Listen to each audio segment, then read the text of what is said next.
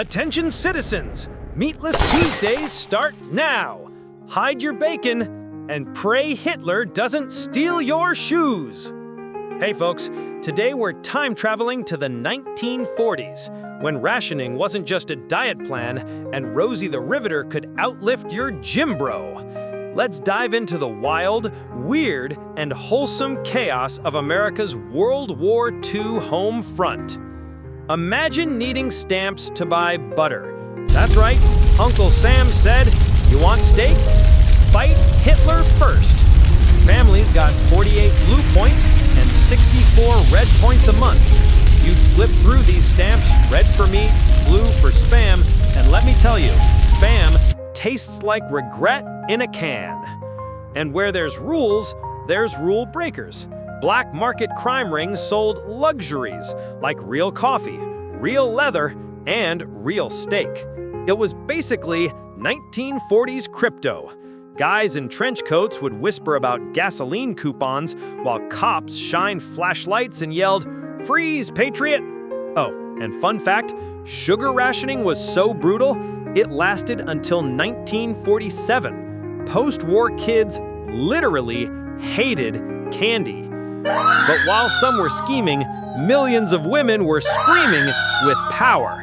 6.5 million women stormed factories, proving they could build B-29 bombers and outsass Humphrey Bogart.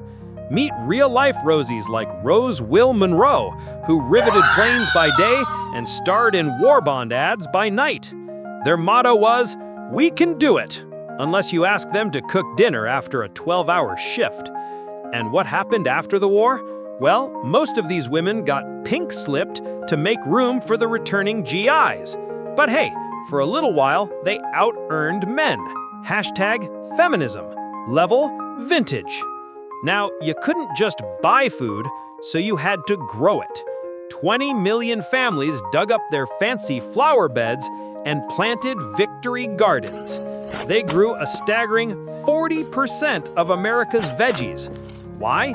Because trains were too busy hauling tanks to deliver your tomatoes. Behold, the humble zucchini, the vegetable that won the war. And nothing was wasted. I mean, nothing.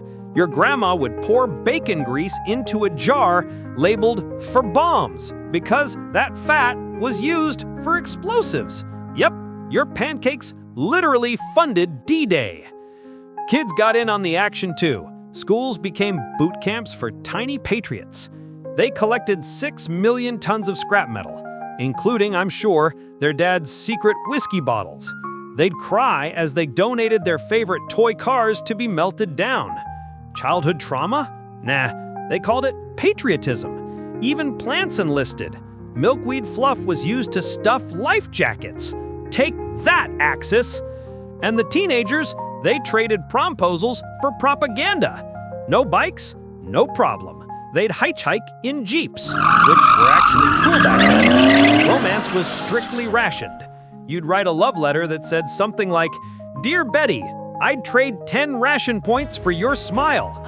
Then the war ended, and post-war America just exploded with consumerism. Finally, new cars, new homes, and Kraft mac and cheese, the true MVP of the kitchen front. Oh, and that microwave in your kitchen? It was born from radar tech developed to find enemy planes. So, thanks for that, Nazis. But it's not all fun and weird food. Not all scars healed. We can't forget the internment camps, the racial divides. Victory had a deep and painful cost. Yet this incredible generation rebuilt the world with little more than duct tape and grit. They fought with ration books and rivets. What's your superpower? If you think you could survive on Spam for a week, hit that like button. Comment below with your family's war stories. We read every single one. And subscribe, because history has never been this savory. All right, and for my final trick, I found an actual 1943 canned steak. Let's see if it's still good. Well, it exploded. I guess that's rationing for you.